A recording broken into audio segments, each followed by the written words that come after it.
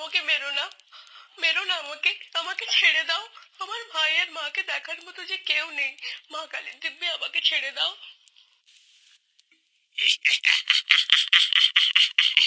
তোকে ছেড়ে দিলে যে আমার উপর মা কালী পাপ দেবে। তোকে বলি দিয়ে আমি মাকে খুশি করব। মা আমার ভক্তি দেখে আমার তান্ত্রিক শক্তি আরো আরো বাড়িয়ে দেবে।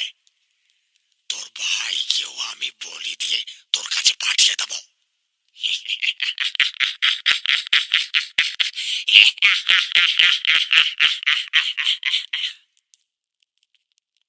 এই বলে তান্ত্রিক মেয়েটার বলি দিল, আর তার মাথা আগুনের মধ্যে পুড়িয়ে তা ছাই বানিয়ে ফেলল।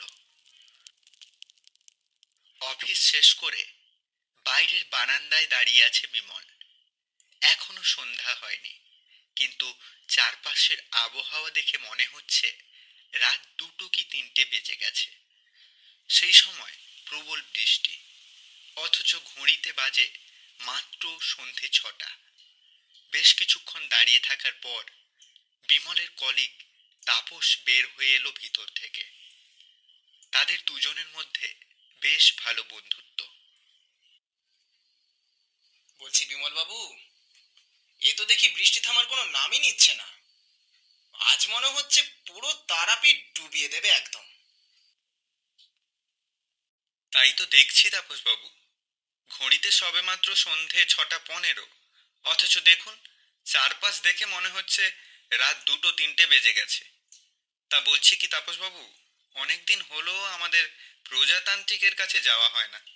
চলুন আজ না হয় যাওয়া যাক। এই আবহাওয়াতে আজকে আর বাড়ি যাওয়া হবে না।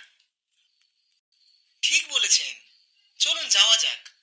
আর কাল তো ছুটির দিন, আজ না হয় সারা রাত প্রজাতান্ত্রিকের জীবনের দুর্দান্ত গল্প শুনে রাতটা কাটিয়ে দেওয়া যাবে।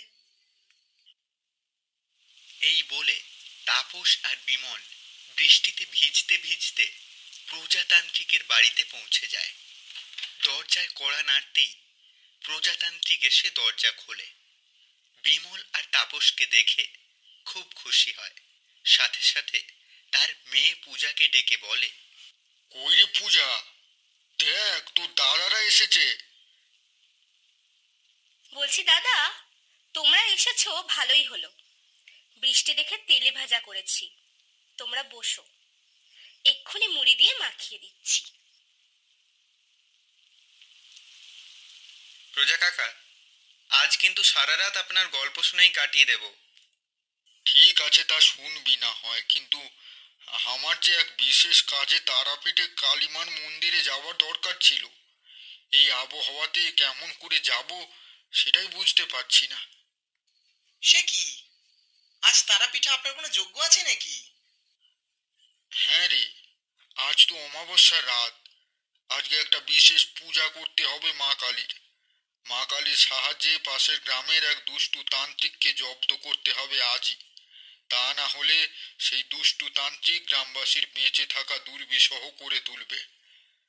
আজ তোদের গল্প না শুনিয়ে একদম বাস্তবে গল্প দেখাবো, কি বলিস? আপনার এই কাজে কি আমরা আজকে আপনাকে সাহায্য করতে পারি? যদিও আপনার আমাদের কোনো সাহায্য দরকার পড়বে না জানি, তবু আমরা আপনার সাথে যেতে চাই। তাপসও বিমলের কথায় সম্মতি দিল। কেন তোমাদের সাহায্য দরকার পড়বে না? এই পৃথিবীতে সবারই সবার সাহায্যের প্রয়োজন হয়, সে যতই শক্তিশালী হোক না কেন। চলো তোমরা আমার সাথে, আমাকে সাহায্য করবে। কিছু সময় পর বৃষ্টি কমে গেল। ঘড়িতে বাজে রাত 10টা। তিনজন বের হয়ে গেল তারাপীঠের কালী মন্দিরের উদ্দেশ্যে। অমাবস্যার রাত হওয়ায় অন্ধকারে কিছুই তেমন দেখা যাচ্ছিল না। তাপসের হাতে একটা ছোট টর্চ লাইট ছিল, সেটা দিয়ে কিছুটা আলোর দেখা পেল তারা, আর তার সাহায্যে চলতে লাগলো। এক সময় তারা তারাপীঠ শ্মশানে পৌঁছে গেল। তখন প্রায় রাত 11টা। বিমল, তুই আমার ব্যাগ থেকে সমস্ত কিছু বের কর। হ্যাঁ, এক্ষুনি করছি। বিমল আর তাপস সমস্ত কিছু বের করলো। আর তান্ত্রিক প্রজা তার পূজাপাঠ শুরু করে দিল।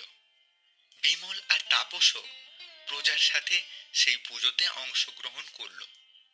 ভক্তি ভরে তাদের পূজা করা দেখে মা কালী তাদের সামনে স্বয়ং দেখা দিলেন। বল তোরা, তোদের ভক্তি দেখে আমি তোদের দেখা না দিয়ে আর থাকতে পারলাম না রে। তোদের কি সমস্যা? বিমল আর তাপসও যেন নিজের চোখকে বিশ্বাস করতে পারছিল না। তারা কি স্বপ্ন দেখছে নাকি বাস্তব বুঝে উঠতে পারছিল না। তারা হাঁ করে শুধু তাকিয়ে রইল। মা, মাগো, ওই দুষ্টু ভণ্ড তান্ত্রিক গ্রামের মেয়েদের, বাচ্চা ছেলে মেয়েদের বেঁচে থাকা অতিষ্ঠ করে তুলেছে। প্রতি অমাবস্যাতে ওই দুষ্টু তান্ত্রিক একটা করে বাচ্চা চুরি করে এনে বলি দিচ্ছে মা। সে এসব করে অশুভ শক্তি অর্জন করে পুরো তারাপীঠকে নিজের অশুভ শক্তি দিয়ে তার অধীনে আনতে চায়। তুমি আমায় সাহায্য করো মা, সাহায্য করো। ওই দুষ্টু তান্ত্রিককে ধ্বংস করতে আমায় সাহায্য করো মা। তোদের ভক্তি আর আমার কথা মতো নিষ্ঠা ভরে পূজা করা দেখে আমি অনেক খুশি হয়েছি। ওই দুষ্ট তান্ত্রিককে ধ্বংস করার জন্য ওই অগ্নিকুণ্ডলীর এক মুঠো ছাই যথেষ্ট। এক মুঠো ছাই দিয়ে আমার নাম নিয়ে তার দিকে ছুঁড়ে দিবি। তিনজন তিন দিক থেকে দিবি। জয় মা কালী, জয় মা কালী। পূজা শেষ করে প্রজাতান্ত্রিক বেশ কিছু ছাই একটা কলসিতে নিয়ে নিল। তারপর তিনজন দুষ্টু তান্ত্রিকের আস্তানার দিকে রওনা দিল। এতদিন বিমল আর তাপস এসব গল্প শুনে কিছুটা ভয় পেলেও আজ তারা মোটেও ভয় পাচ্ছে না। তাদের দুজনের চোখে মুখে ক্রোধের ভাব দেখা যাচ্ছে। দুষ্টুতান্ত্রিককে তারা আজ শেষ করবেই করবে। দুষ্টুতান্ত্রিকের আস্তানায় পৌঁছানোর পর তারা দেখতে পেল একটা বাচ্চা ছেলেকে সে আটকে রেখেছে। কাল রাতে বলি দেবে, তাই আগে তার পুজো করছে। তিনজন বুদ্ধি করল। বিমল আগে দুষ্টুতান্ত্রিকের সামনে গিয়ে ওই ছেলেকে ছেড়ে দিতে বলবে।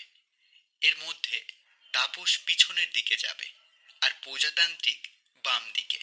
তারপর তিনজন তার দিকে মা কালীর আশীর্বাদ দেওয়া ছাই ছুঁড়ে দেবে। এই শয়তান তান্ত্রিক, ছেড়ে দে, ছেড়ে দে এই বাচ্চা ছেলেকে। আজ তোর রক্ষা হবে না। কে তুই? আমাকে শেষ করতে এসেছিস?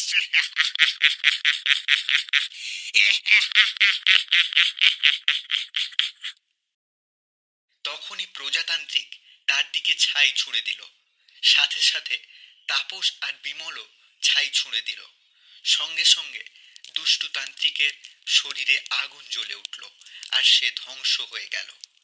বিমল, তাপস, প্রজাতান্ত্রিক আর বাচ্চা ছেলেটা সবাই একসাথে জয় মা কালী, জয় মা কালী বলে উঠল। জয় মা কালী। তোমাদের অনেক ধন্যবাদ। তোমরা আজ না আসলে এই শয়তান আমাকে বলি দিত। আমার দিদিকেও এই শয়তান মেরে ফেলেছে। আমার মায়ের আমি ছাড়া আর কেউ নেই। তোমরা আসতে আজ আমি প্রাণে বেঁচে গেলাম।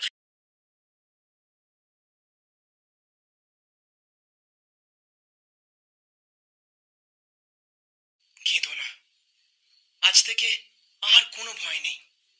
আর কোনোদিন ওই দুষ্ট তান্ত্রিক আসবে না। প্রজা কাকা, আজকে নিজের চোখে যা দেখলাম তা দেখে আমার ভক্তি আরো বেড়ে গিয়েছে মা কালীর প্রতি। আমি আপনার কাছ থেকে তান্ত্রিক বিদ্যা শিখে আর ধ্যানে মগ্ন হতে চাই।